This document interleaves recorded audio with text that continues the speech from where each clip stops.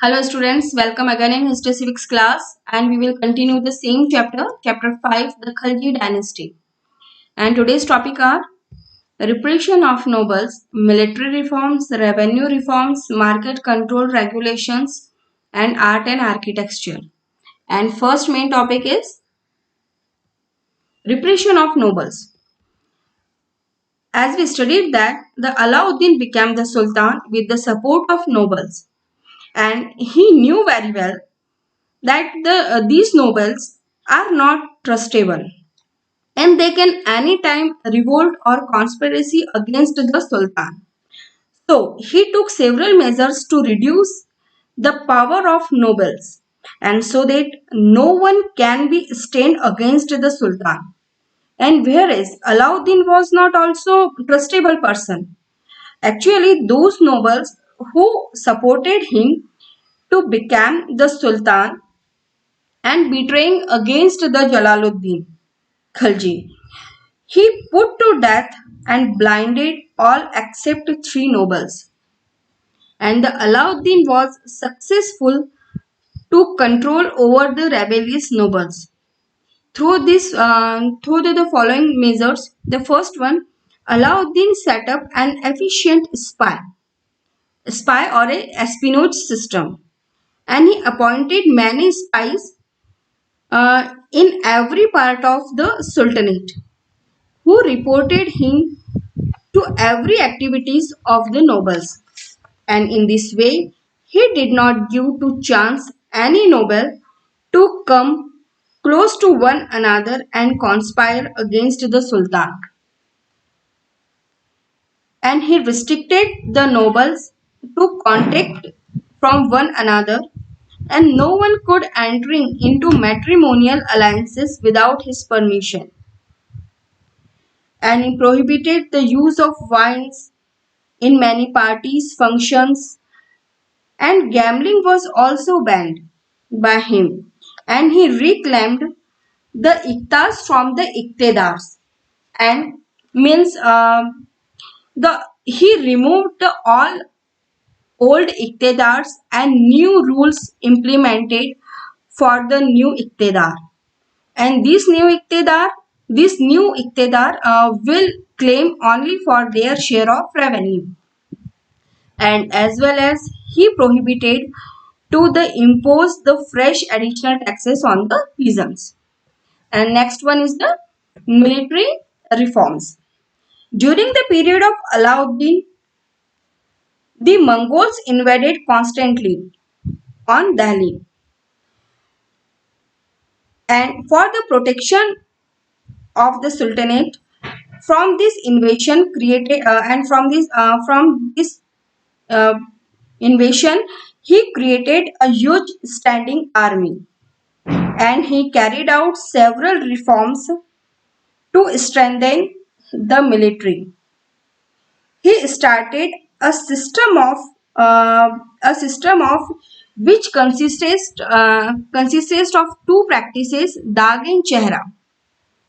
Dag was the system of branding of horses, and Chehra was related to the biometric information about the soldier, or an identity card system for every soldier.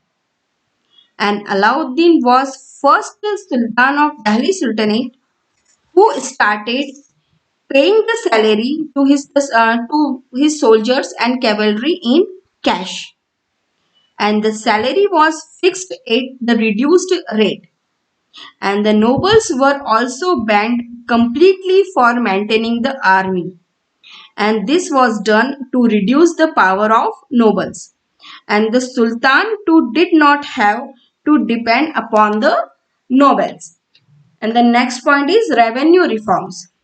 Alauddin wanted to establish a huge, powerful, strong and equipped army, and due to this he needed more money, and for this purpose he made several sweeping measures or reforms to increase the revenue, because revenue was one of the major source of income. And for this purpose many works were done by him. such as he raised the land revenue to the 50%, and as well as the heavy tax, he imposed the heavy taxes on the sardars, jagirdars and ulemas. And jizya was imposed on non-Muslims, and they had to pay it along with other taxes like pilgrimage and octroi. Okay, students, these points are not given in your book. I am giving you additional information. Okay, so please don't confuse. And he was the first sultan who paid attention to the measurement of cultivable land and introduced the scientific method of measurement, and the revenue was directly collected in cash. And he appointed a special officials for measuring the land, calculating the revenue and collecting the taxes. And as well as he took several steps to safeguard the peasants from the demand of corrupt revenue officials by imposing stricter punishment. The next point is market control regulations. Firstly, we know the meaning of market control. The market control means the state interference in the supply and sale of commodities. As we know that the Alauddin needed more soldiers for maintaining a large standing army, and for this purpose he hired more soldiers, and for this he had to spend more money as a salary of the soldiers, and thus he reduced the salary of the soldiers to save the money. And as well as to solve this problem, he introduced the market regulation to the help of soldiers, and their reduced salary was sufficient for the people because he introduced various price control measures, such as the prices of goods and commodities were fixed and affordable so that the soldiers could commodities art, afford the commodities and articles of the daily use, and used with their lower salaries. And price of all commodities were decided by the sultan, such as grain, cloth, slaves and cattle's price. And second, Alauddin opened a government store of grains to sell, and from where everybody could buy, and peasants brought their surplus grain in the market. And the government officials collected the grains from the merchants and traders and stored it properly, and then after sold the grains to the people. And the sultan established the safe warehouse for storing the grain in reserve and to be released in the time of scarcity and famine. Alauddin established the three separate markets in Delhi for the food grains, cloths and horses, and cattle and slaves. And he appointed various officials to look after or control over the market policies and regulations which made by the sultan, that their rules, regulations and policies are being followed properly or not.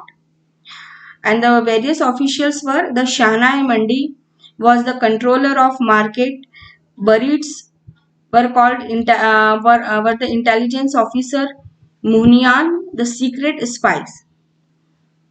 And these officers' main work was kept the strict on the price, the, kept strict watch on the price, weight, and activities of the merchants. And Alauddin was also made strict rules and punishment against those who cheated and corruption with the public, and if any trader caught hoarding or cheating customers in the price or weight was punished immediately. And next is the art and architecture.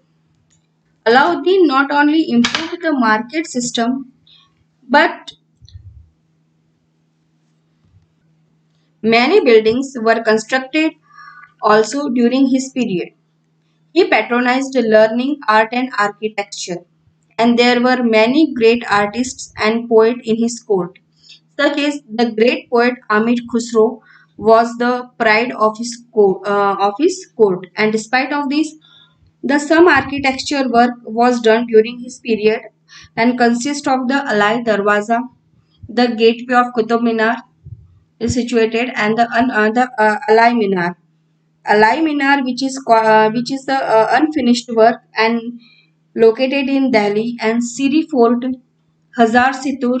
Hazar Situr is also called the Palace of Thousand Pillars, and Jose Alai, and it is called in present time Jose Khas, and it was a large tank which was for the use of resident of Siri. And Alai Minar, which stands to the north of the Qutub Minar, and Alauddin wanted to build this minar to the twice size of the Qutub Minar. But unfortunately, his intentions could not be completed. And this Alai Minar only first story could be completed. And now in present time, uh, it extend height of 25 meters. And you can see on the pictures Jose Alai, Siri Fort, and Hazar Situ. And this calls an end to this video. Hope you have understood this chapter, and let's meet in another video. Okay, bye.